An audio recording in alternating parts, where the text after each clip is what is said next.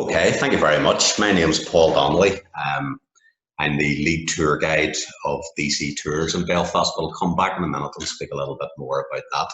First of all, I want to thank Jason and the Lynn Hall Library for the opportunity to speak to you.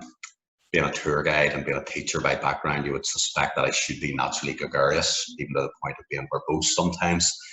So having an opportunity to speak is something that I always appreciate. I'm also very, very happy not just to be talking about my own work, but to be talking more about the Lynn Hall Library, not just as such an incredibly important social piece of Belfast history, but also as a valuable space and as a sort of, wouldn't say a school of excellence, perhaps that's a bit modern, but as a centre in which I certainly, and again I'll talk about more about this later, have worked with many people returning to education, non-traditional learners who benefited hugely, not just through the collection and the materials within this institution, but also through the actual physical environment and the atmosphere of the Lynn Hall Library, and how it has made them at ease and given themselves a sense of confidence and assurance as they return to education, many of whom had left school at the age of 14. But I'm wearing different hats, so I'll try and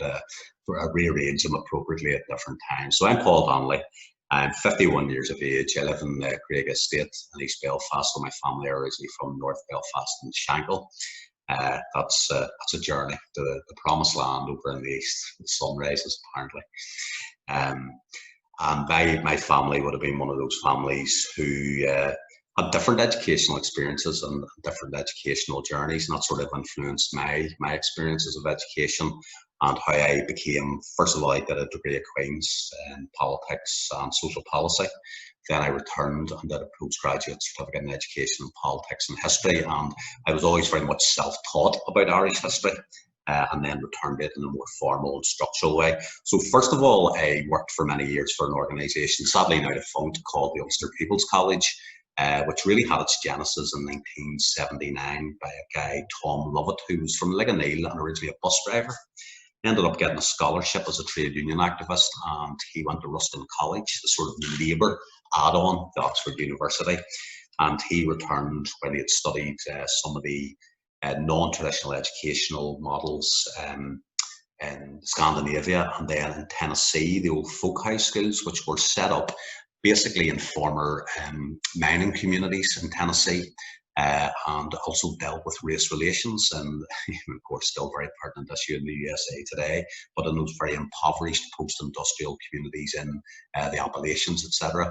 And he brought that as a model to Belfast and to Northern Ireland, or the north of Ireland, to say, should we not have something similar here in this deeply, deeply divided society? So he established the Ulster People's College, and I mean, amongst its original members, not contributors to the education programmes or whatever, were people like Andy Turry, who was then in charge of the UDA, Father Des Wilson. Jerry Adams was an individual member. I don't think he participated much, but it reflected that inclusive ethos. And I always look at the Good Friday Agreement and negotiation process, where the concept of inclusion became paramount.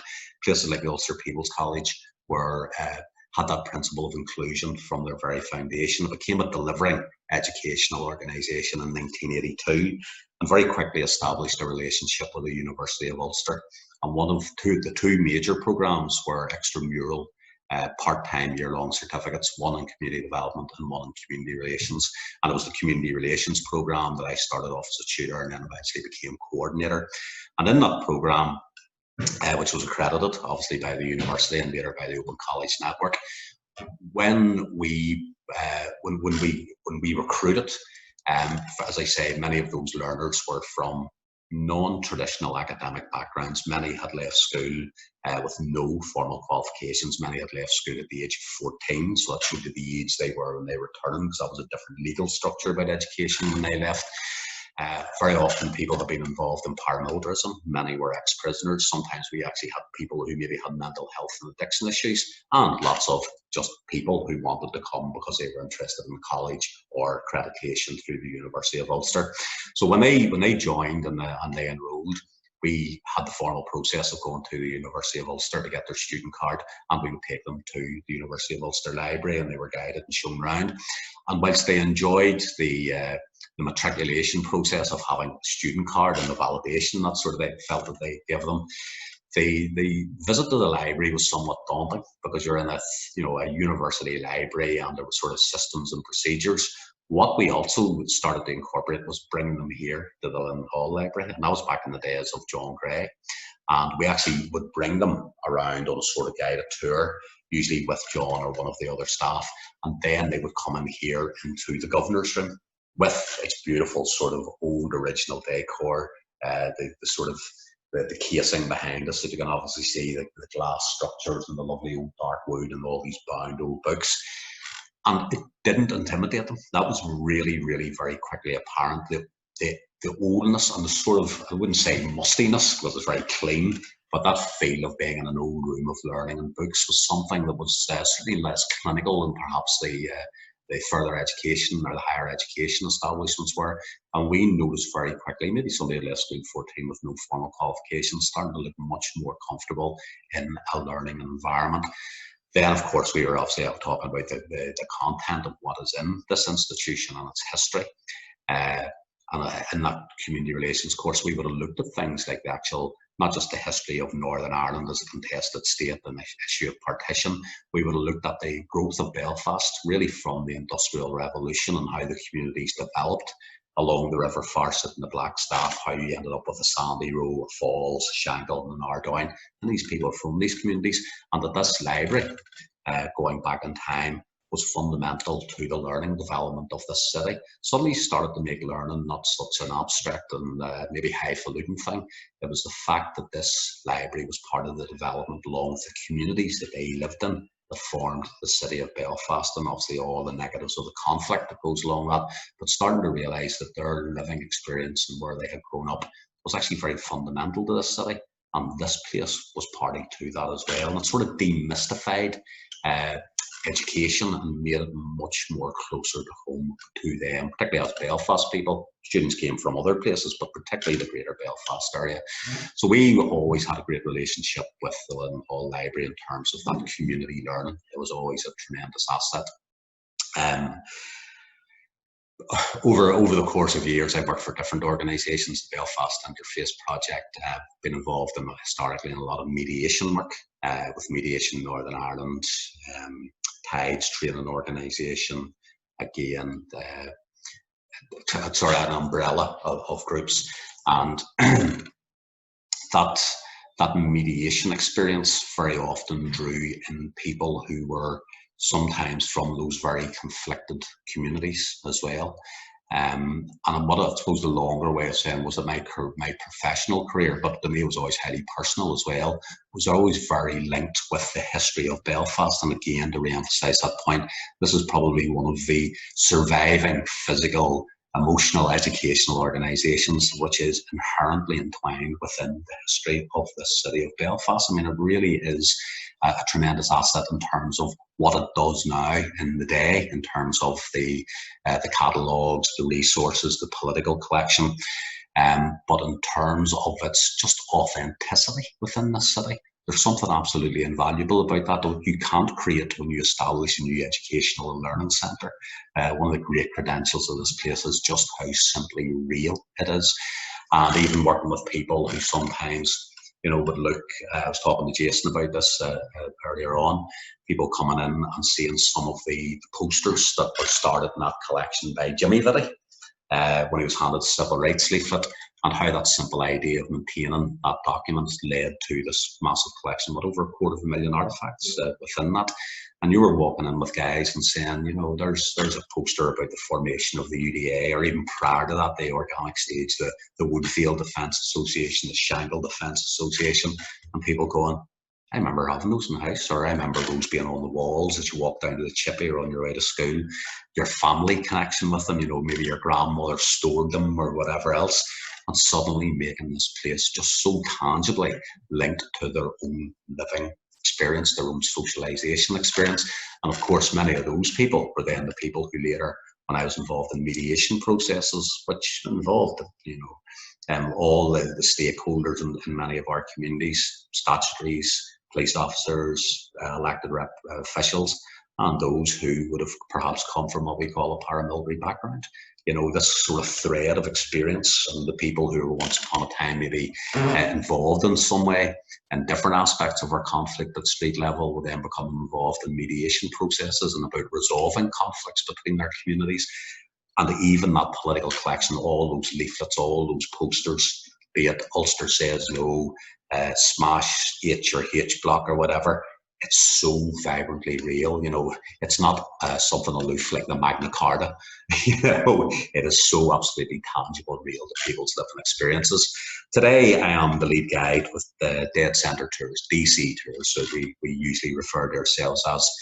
DC Tours was established in 2013 by Mark Wiley, myself, and it now incorporates several other people. Mark came from an anthropology background, and obviously mine was politics, history, and the mediation work, etc. And Mark, as an anthropologist, was looking at the concept of dark tourism and why do people visit Kampuchea, why do people go to Auschwitz death camps and concentration camps.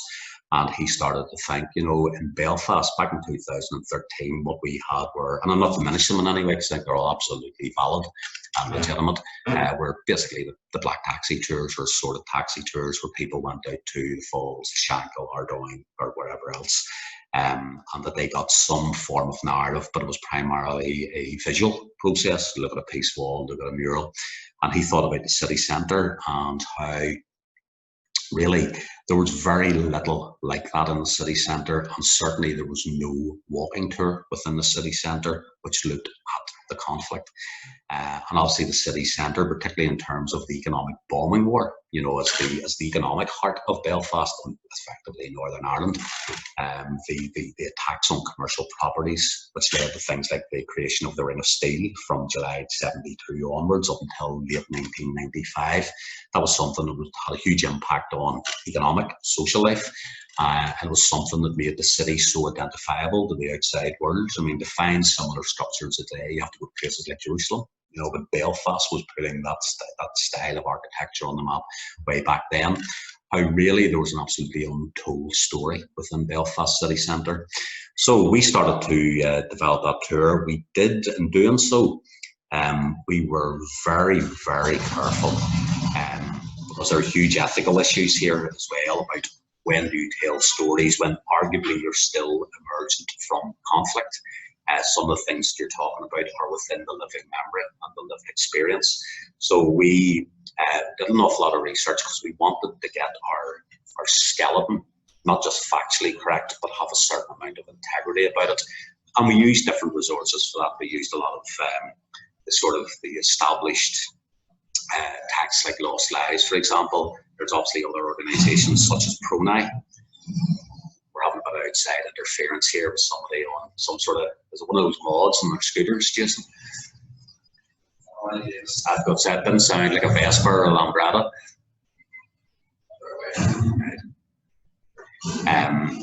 But one of the things that, you know, obviously in an age like this with social media, the information, the highway, the internet, accessible information is not quite the exhaustive research process that it used to be in the past. So we did use other resources as well, as particularly Mark would tell you himself, some of my own practical knowledge from community education and mediation work, etc.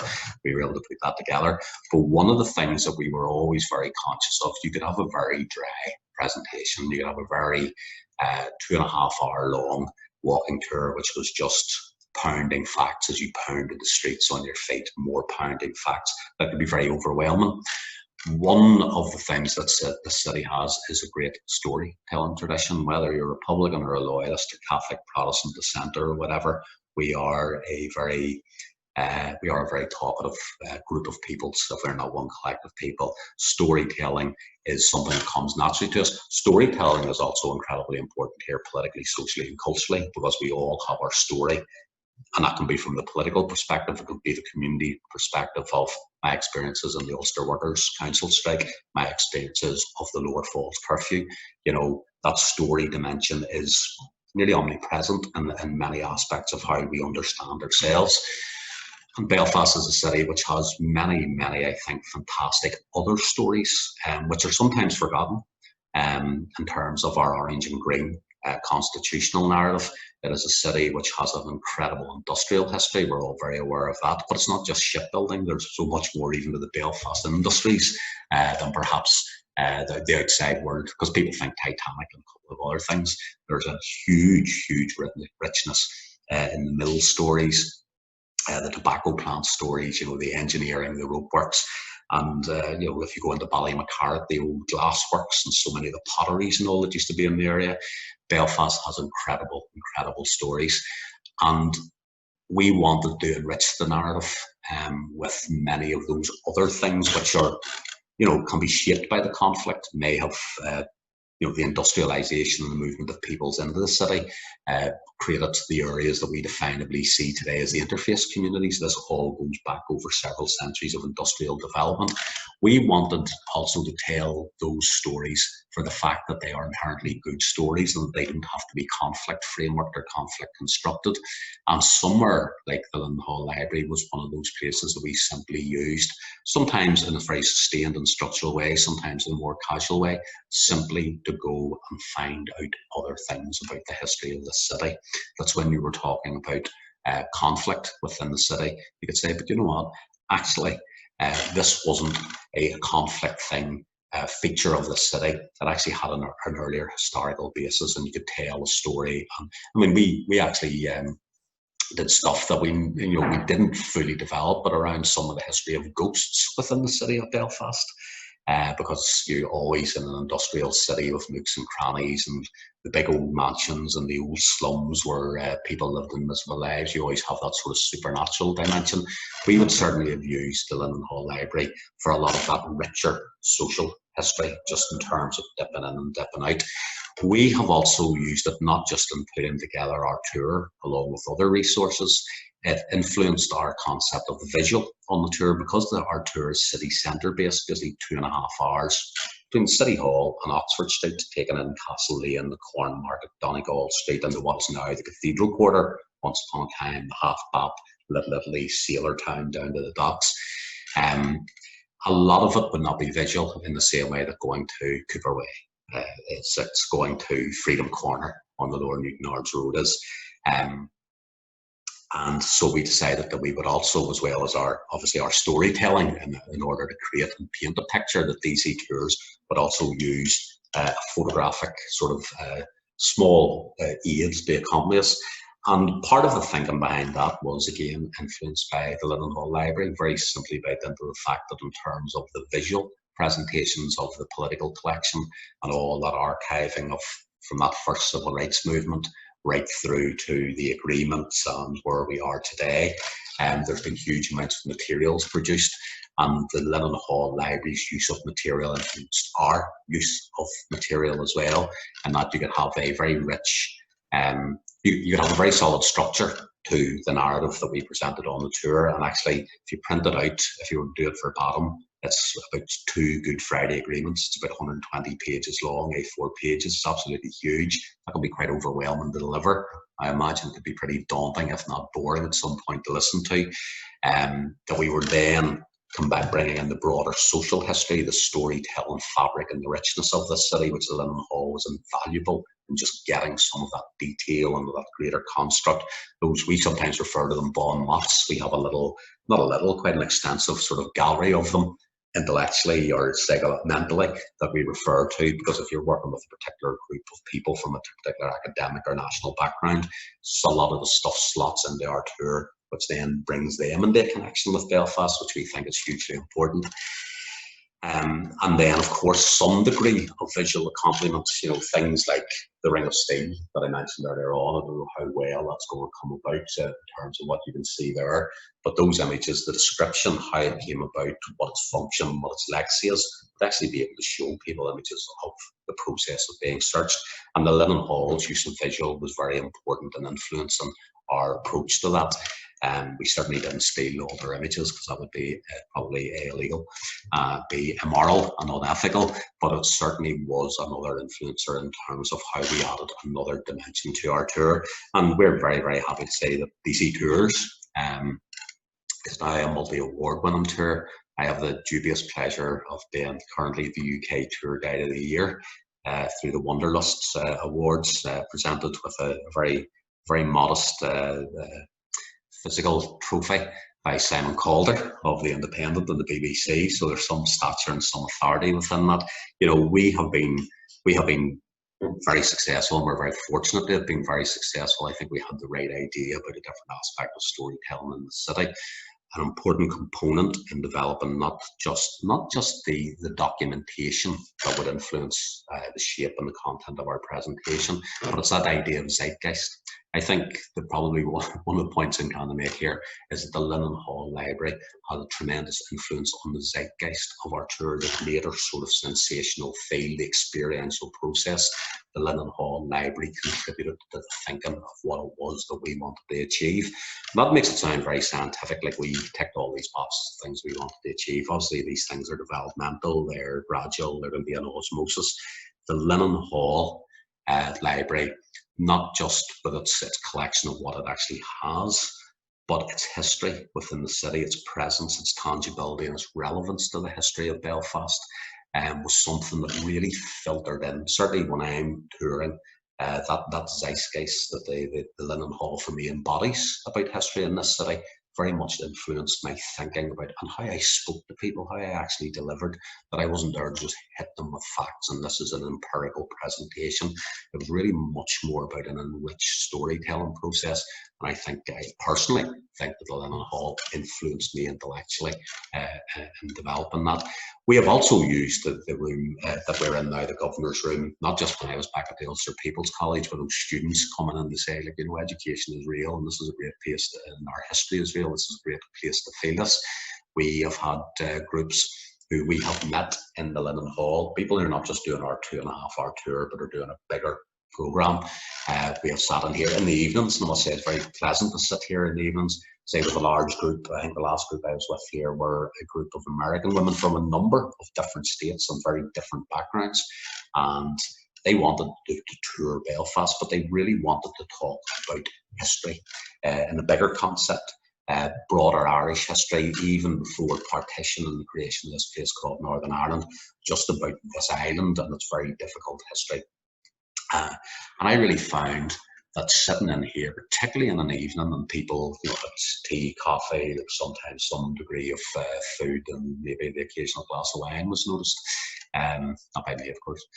That was a very relaxed way to start an engagement and conversational process. But then by the time we went out on the tour, you'd already started psychologically touring, sitting in this room, having all those conversations in a social, but in a learning way, a social way context, but in a learning way as well. So the time that we went out onto the tour the next morning, it wasn't that you were starting off cold. The process had physically started and mentally started in here.